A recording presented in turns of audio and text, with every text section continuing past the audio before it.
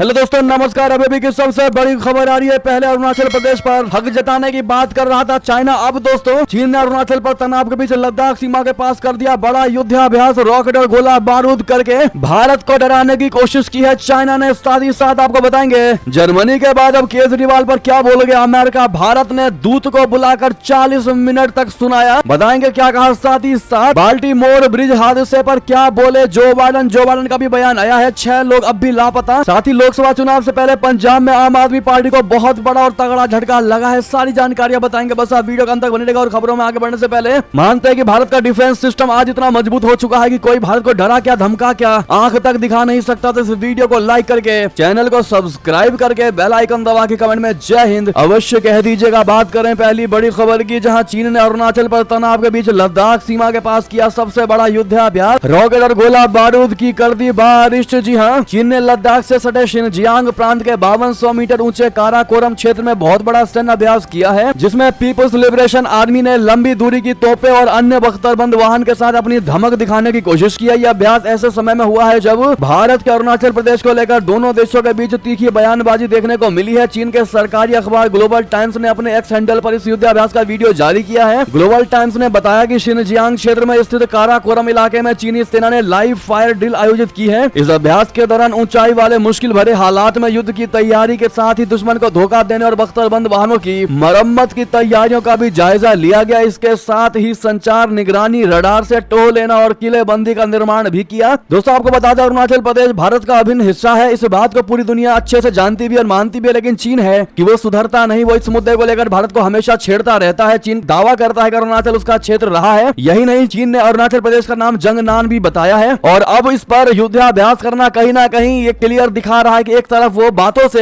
अरुणाचल को अपना क्षेत्र बता रहा है और दूसरी ओर युद्धाभ्यास करके भारत को डराने की कोशिश में लगा है। बहरहाल अगर आप भी मानते हैं कि भारत अब वो देश ही नहीं जो डर जाए, क्योंकि भारत आगे से किसी को आंख तक नहीं दिखाता, कुछ कहता नहीं, लेकिन पीछे से किसी को छोड़ता भी नहीं है अपना भारत। बहरहाल मेरा भारत महान कहना कमेंट में बिल्कुल मत भूलेगा। नेक्स्ट खबर आपको बता दे, जहां आखिर जर्मनी के बाद अब केजरीवाल पर क्या बोला अमेरिका की। भारत ने दूत को बुलाकर 40 मिनट तक सुनाया अच्छा खासा। जी हाँ, दिल्ली के मुख्यमंत्री अरविंद केजरीवाल की गिरफ्तारी पर अमेरिका की टिप्पणी को लेकर भारत ने कड़ा विरोध जताया। केजरीवाल पर टिप्पणी के बाद भारत ने बुधवार को दिल्ली में अमेरिकी दूतावास की कार्यवाहक उप प्रमुख गलेरिया बर्बेना को तलब किया। गलोरिया के साथ विदेश मंत्रालय के अधिकारियों की बैठक करीब 40 मिनट तक चली। इस दौरान भारत ने साफ लहजे में कहा कि ये उसका आंतरिक मामला है और इसमें हस्तक्षेप नहीं किया जाना चाहिए। विदेश मंत्रालय ने अपने बयान में कहा कि हम भारत में कुछ कानूनी कार्यवाहियों के बारे में अमेरिकी विदेश विभाग के प्रवक्ता की टिप्पणियों पर कड़ी आपत्ति जताते हैं। कूटनीति में देशों से दूसरों की संप्रभुता और आंतरिक मामलों का सम्मान करने की अपेक्षा की जाती है। साथ ही लोकतंत्रों के मामले में यह जिम्मेदारी और भी अधिक हो जाती है, अन्यथा ये गलत मिसाल कायम कर सकता है। भारत की कानूनी प्रक्रिया एक स्वतंत्र न्यायपालिका पर आधारित है, उस पर आक्षेप लगाना अनुचित है। बता दें, एक दिन पहले अमेरिकी विदेश विभाग ने एक बयान में कहा था कि वे दिल्ली के मुख्यमंत्री और प्रमुख विपक्षी नेता अरविंद केजरीवाल की गिरफ्तारी के बाद उससे जुड़ी रिपोर्ट्स की लगातार निगरानी कर रहे हैं। अमेरिका ने यह भी कहा है कि वो केजरीवाल के मामले में निष्पक्ष, पारदर्शी और समय पर कानूनी प्रक्रिया की उम्मीद कर रहे हैं। जी हाँ, ऐसे में आप भी क्या जवाब देंगे दोस्तों अमेरिका को, बताइएगा जरूर। भारत के इंटरनल मैटर में हस्तक्षेप करने को लेकर साथ ही साथ नेक्स्ट खबर बता दें, नेपाल और चाइना ने किया प्रण, BRI को करेंगे लागू, कर्ज के जाल में फंसेगा हिमालयी देश। दरअसल नेपाल और चीन ने मंगलवार को बेल्ट एंड रोड इनिशिएटिव यानी कि BRI के कार्यान्वयन योजना पर बहुत जल्द हस्ताक्षर करने की अपनी प्रतिबद्धता दोहराई है। इस पहल के तहत नेपाल में परियोजनाओं के वित्त पोषण और निवेश के तौर तरीकों पर काम करने का रास्ता साफ होगा। बीजिंग में नेपाल के डिप्टी PM नारायण काजी श्रेष्ठ और उनके चीनी समकक्ष वांग ई के बीच प्रतिनिधि मंडल स्तर की वार्ता के दौरान दोनों पक्ष BRI कार्यान्वयन योजना पर जितनी जल्दी हो सके हस्ताक्षर करने पर सहमत हुए। इसके लिए कोई तारीख तय नहीं की गई है, लेकिन माना यह जा रहा है कि काठमांडू में 12 मई को इस पर चीजें फाइनल हो सकती हैं। जी हाँ, काठमांडू पोस्ट के अनुसार नेपाली अधिकारी ने बताया कि BRI कार्यान्वयन योजना पर हस्ताक्षर करने में हमारी देरी के कारण चीन के साथ चीजें अटकी हुई है। साथ ही साथ आपको अगली खबर बता दें, मालदीव को खुश करने में जुटा चाइना। मुइजू ने बताया ड्रैगन का महाप्लान फ्री में करेगा ये बड़ा काम। दरअसल मालदीव के राष्ट्रपति मोहम्मद मुइजू ने कहा है कि चीन राजधानी माले की सड़कों की मरम्मत करेगा। मुइजू ने बताया कि चीन फ्री में माले में सभी सड़कों के पुनर्विकास की व्यवस्था कर रहा है। मालदीव के संसदीय चुनाव में मचचान गुलही मेधु क्षेत्र से चुनाव लड़ रहे अहमद जमीर के कैंपेन कार्यालय का उद्घाटन करने के बाद आयोजित एक रैली में राष्ट्रपति ने यह बात कही। उन्होंने कहा कि योजना को कई चरणों में चलाया जाएगा। मालदीव के राष्ट्रपति मोहम्मद मुइजू और सत्तारूढ़ progressive party of Maldives people's national congress का गठबंधन के चीन के साथ घनिष्ठ संबंधों के लिए जाना जाता है। हाल के समय में चीन ने कई वादे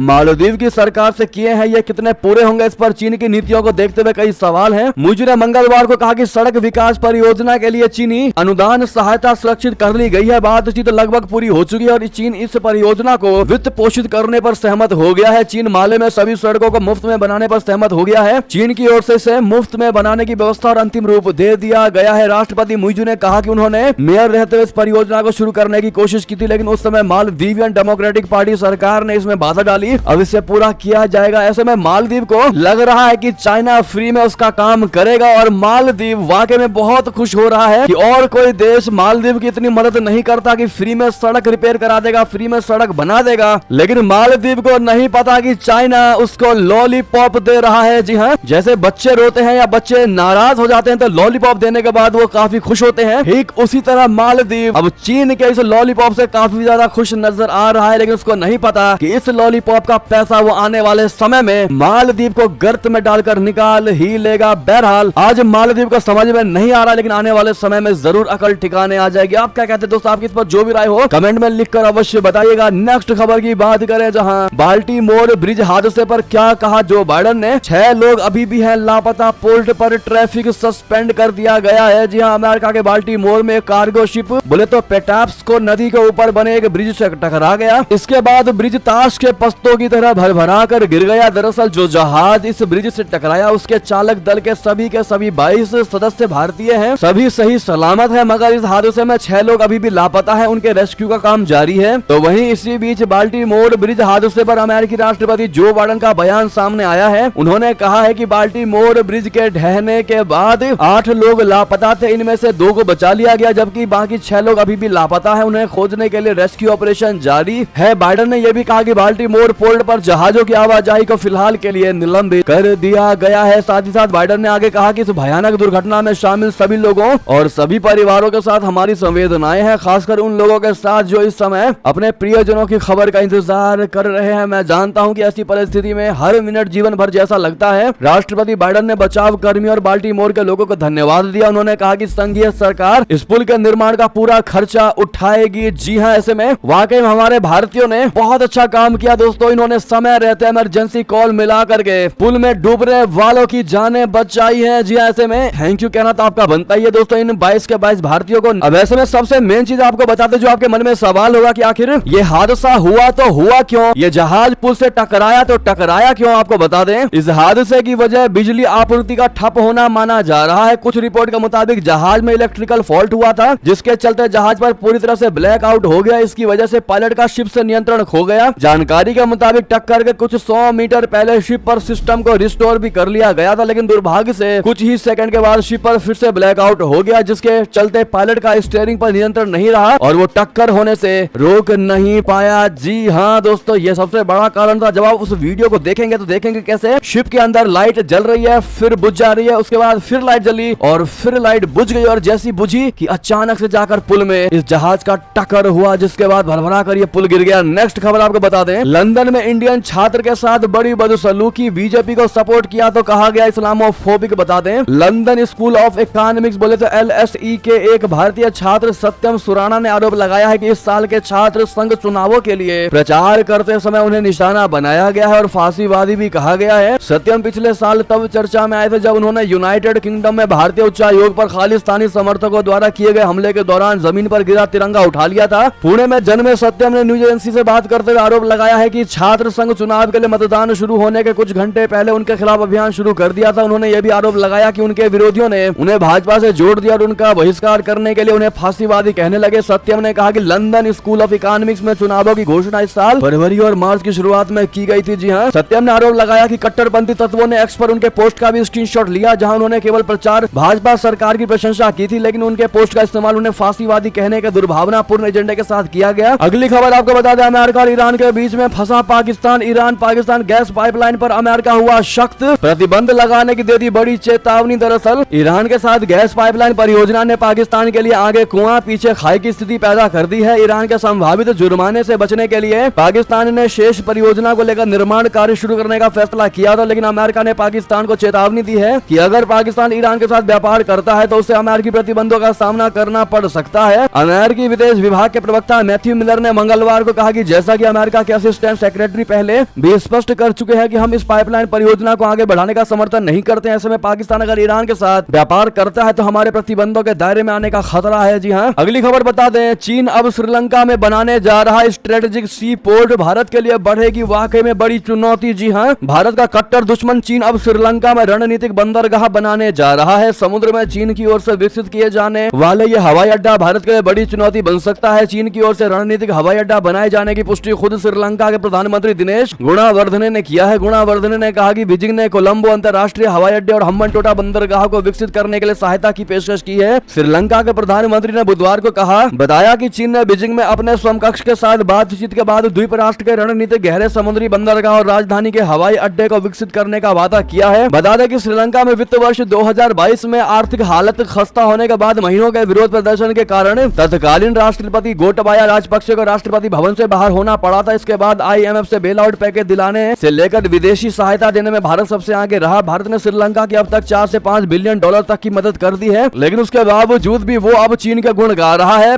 गुणावर्धने के कार्यालय ने कहा कि चीन के प्रधानमंत्री ली कियांग ने वादा किया था कि चीन श्रीलंका की ऋण पुनर्गठन प्रक्रिया में लगातार सहायता करेगा और श्रीलंका को अपनी अर्थव्यवस्था विकसित करने में मदद करेगा। अब वो मदद कर रहा है। नेक्स्ट खबर बता दें, जयशंकर जी ने मलेशियाई विदेश मंत्री से की मुलाकात, बहुआयामी द्विपक्षीय संबंधों पर की चर्चा। जी हां, विदेश मंत्री जयशंकर जी ने बुधवार को यहां अपने मलेशियाई समकक्ष मोहम्मद बिन हाजी हसन के साथ भारत और मलेशिया के बीच बहुआयामी द्विपक्षीय संबंधों तथा क्षेत्रीय व अंतर्राष्ट्रीय मुद्दों पर उपयोगी और स्पष्ट चर्चा की। जयशंकर जी सिंगापुर, फिलीपीन और मलेशिया के अपने 3 राष्ट्रों के दौरे के अंतिम और तृतीय चरण में कुआलालंपुर में हैं। मलेशिया के विदेश मंत्रालय ने एक आधिकारिक बयान में कहा कि जयशंकर जी ने यहां मलेशिया के विदेश मंत्री हसन से मुलाकात की और उनके बीच उपयोगी तथा स्पष्ट चर्चा हुई, जिसमें मलेशिया भारत द्वीपीय मामलों के बहुमुखी आयामों के साथ साथ आपसी हित के क्षेत्रीय एवं अंतर्राष्ट्रीय मुद्दों पर विचारों का आदान प्रदान शामिल था। दोनों मंत्रियों ने उच्च स्तरीय यात्राओं के आदान प्रदान और पारस्परिक रूप से स्वीकार्य तिथि पर मलेशिया और भारत की 7 अहम संयुक्त आयोग की बैठकें बुलाने पर चर्चा की। साथ ही साथ अगली खबर बता दें, इस्लामाबाद हाईकोर्ट के 6 जजों की चिट्ठी से पाकिस्तान में मचा हंगामा, धमकी देकर गलत फैसले करा रहा है ISI के लोग। इस्लामाबाद से ये सबसे बड़ी खबर आपको बता दें, पाकिस्तान में एक बड़े घटनाक्रम में इस्लामाबाद हाईकोर्ट के 6 जजों ने देश की खुफिया एजेंसी पर नाजायज दखल देने का आरोप लगाया है। सुप्रीम जुडिशियल काउंसिल यानी SJC से हस्तक्षेप की मांग करते हुए न्यायाधीशों ने कहा है कि पाकिस्तान की शक्तिशाली खुफिया एजेंसियां उनको आजादी और ईमानदारी से काम करने से रोक रही हैं। ऐसे में न्यायपालिका के कामकाज में हस्तक्षेप को रोकने के लिए सर्वोच्च न्यायिक परिषद दखल दे। इस्लामाबाद उच्च न्यायालय के 6 न्यायाधीशों ने पत्र लिखकर अपनी बात रखी है। इस खत में कहा गया है कि हम एक न्यायाधीश के कर्तव्य के संबंध में सर्वोच्च न्यायिक परिषद से मार्गदर्शन प्राप्त करने के लिए ये पत्र लिख रहे हैं। इसमें कार्यपालिका के सदस्यों, जिनमें खुफिया एजेंसियों के संचालक भी शामिल हैं। अब ऐसे में आप अंदाजा लगा सकते हैं कि धमकी देकर गलत फैसले करवा रहा है ISI ग्रुप पाकिस्तान का, जिसके बाद पूरे पाकिस्तान में हंगामा मच गया। इस हाईकोर्ट के 6 जजों की चिट्ठी प्राप्त होने के बाद साथ ही साथ अगली खबर बता दें, भूटान को मजबूत करता जा रहा है अपना भारत। चीन की सारी चालबाजी और पैंतरेबाजी हुई फेल। आपको बता दें, भारत ने मंगलवार को भूटान को ग्याल सुंग परियोजना के विकास के लिए 5 अरब रुपए की दूसरी किस्त सौंप दी। भूटान में भारत के राजदूत सुधाकर दलेला ने भूटान के विदेश मामलों और विदेश व्यापार मंत्री लियोनपो डीएन धुंगयेल को यह रकम दिया। इस प्रोजेक्ट की पहली किस्त 28 जनवरी 2024 को जारी की गई थी। यह किस्त भी 5 अरब रुपए की थी। बता दें कि दोनों देशों में जनवरी में ही इस प्रोजेक्ट पर समझौता हुआ था। इसके तहत भारत भूटान को 15 अरब रुपए की मदद करेगा। भारत की ओर से बयान में कहा गया है कि भारत को